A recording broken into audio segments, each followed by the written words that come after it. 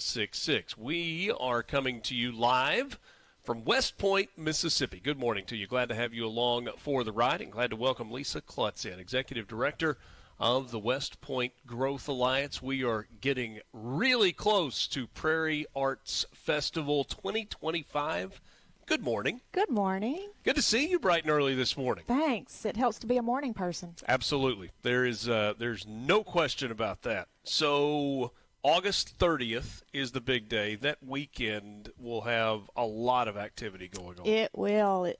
Labor Day weekend is always busy in West Point. The 47th Annual Prairie Arts Festival is this year, August 30th, downtown West Point. We start the day off with a 5K run at 8 a.m., get the adrenaline going, and the festival goes from till 4 p.m.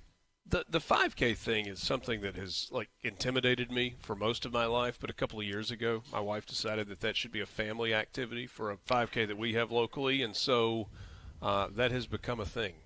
You really have to train for it. You can't just decide, I'm going to run a 5K. Unless you mostly walk it. Do you have some walkers in this, or is this all serious runners?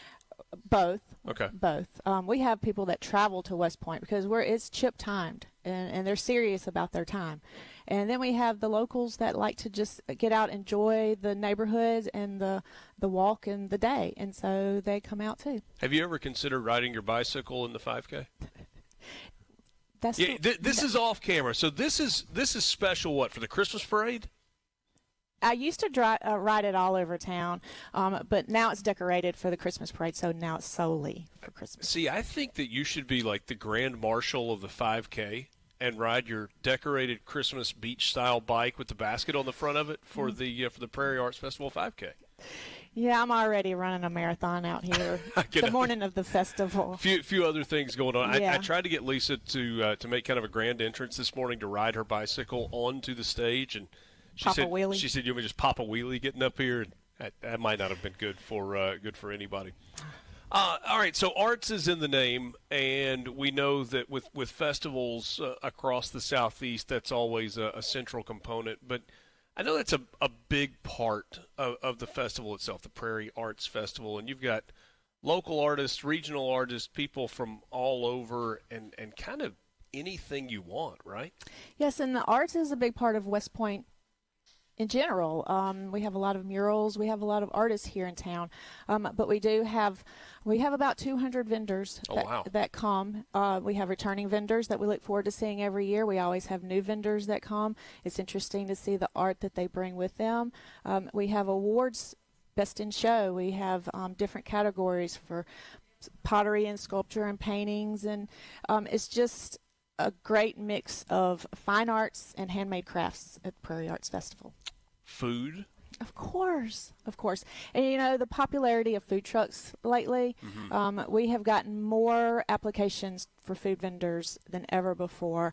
And so we've kind of revamped how we accept the food vendors, that a mix of a unique menu items, because, a lot of people do funnel cakes, but what about those fried Oreos or different items like that? You got like a sushi truck that's going to be in for the health. Anybody doing carrots and hummus or anything for the health? No healthy options that I know of. No. You don't go to festivals for that. There is a frozen chocolate-covered banana. I do get that, and it's really good. It sounds pretty good. Nice and refreshing on a. It's on a light day. When you're running around and. Yeah. Shopping. It's a hot time of the year, but the long-range forecast actually looks pretty good for Saturday the 30th, considering how hot it has been for the last few weeks. I'm going to say yes, it does, but we do not talk about the weather at all in the festival and event planning. That is fair. My apologies. I'll knock on wood and do whatever I need. Since it was me that said it and not you. That's true. But that's we do watch. I do watch the weather. Sometimes I guide the weather with my eyes and my mind. It's, some years there's a hurricane coming in. It's like just watching what's going to happen. Those vendors want to know, and the shoppers traveling to West Point, to Prairie Arts. You mentioned a second ago with the artists, there's some that you look forward to seeing every year because they come back. In terms of, I don't know, percentage or numbers, what's the breakdown of people that get involved newly versus people that have been coming for a couple of years or a decade or 20 years? That's an interesting question because some of the vendors, they come for a long time. And then I don't want to say they've saturated the market, but they find other festivals to go to, and I might lose some really good artists. But then the reverse happens. Other artists have gone to other shows for so long, they want to come to Prairie Arts and try it out. So sometimes those artists will come for a long time, take a break and go to other shows, and then come back. Yeah. And I've seen that happen this year. Just the idea of kind of keeping it fresh for customers that are potential customers that are coming their exposure. The festival calendar has always fascinated me because a lot of these artists that do festivals, I'm in this place this weekend and this place next weekend, and they know their schedule a year in advance or certainly months in advance.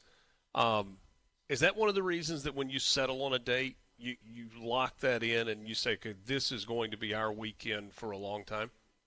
Yes, because this is our 47th year. Other festivals that have popped up, they have coordinated around our festival, right. and other festivals in the state also, and they are planning their calendar a year in advance. I mean, they start calling in January. We don't start taking applications until April 1, okay. But they're calling April 1, and they are planning their whole schedule when they're coming and where they're going.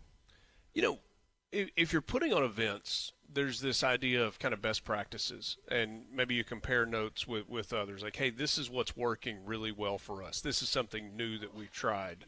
Maybe another festival has tried something new that you haven't done. Do you collaborate with other people that are in similar positions, whether it's in Mississippi or other parts of the Southeast, as to what's working and what maybe you're going to punt on? Of course. Sometimes I've done this for 18 years now, and sometimes I'm like, do I know what I'm doing? Am I doing it the best way I can? I feel that way all the time. Do you when you get up every morning? And so constantly, I go to other festivals to shop, of course, so I can enjoy them. But I'm also watching and seeing how the vendors are laid out, how they got in and set up, just the whole setup. And I have other friends that coordinate festivals, and sure. So we're constantly comparing notes and talking about our hiccups and, hey, have you tried this? Or it might not work for you, but it might work for me, and yeah, there's a lot of collaboration. In terms of putting on a festival this size, Prairie Arts Festival coming up August 30th, that's Labor Day weekend. It's going to be right here in downtown West Point. In fact, the gazebo is kind of that's like the center of it all, isn't it? Sort of. Kind of. It's the gazebo is an icon in the park, and we used to showcase the fine arts, the juried arts there. Okay. We have now since moved to the Louise Campbell Arts Center, more secure location. But also, what I'm going to say is that after the festival, people say, "Okay, what's next? What are you coming up?" Well, let me tell you. I'm getting ready to tear down the gazebo and rebuild it. We've received, through Mississippi Main Street and the legislature, we have received ARPA funds that we have designated projects throughout the state, and we are going to rebuild the gazebo. It was dedicated at a Prairie Arts Festival in 1980, 81. Okay. And it has been the center. It has been the center of Prairie Arts Festival, but it has been loved, but it's completely worn out, and we just need to rebuild it. So after 4 decades, it gets some new bones. It does. And that'll be outstanding. So I'm working on that behind the scenes while I put on a festival too.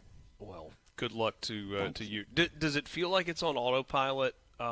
You said this is your 18th, and so you kind of know the rhythm of what that week or the months leading up to it are like. The festival goes on. What concerns you at this point? Like when you're counting down the days, what's the thing that you're waking up in the middle of the night going, have I done that? Well, the planning happens all year long. Okay.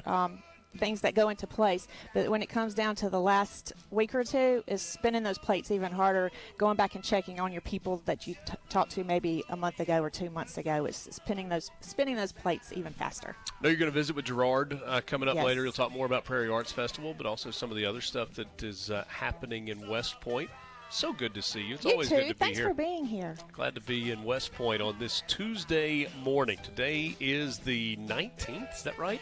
19th of August, which means we are just 11 days away from Prairie Arts Festival 2025 right here in the heart of downtown West Point. Thanks, Lisa. Thank you.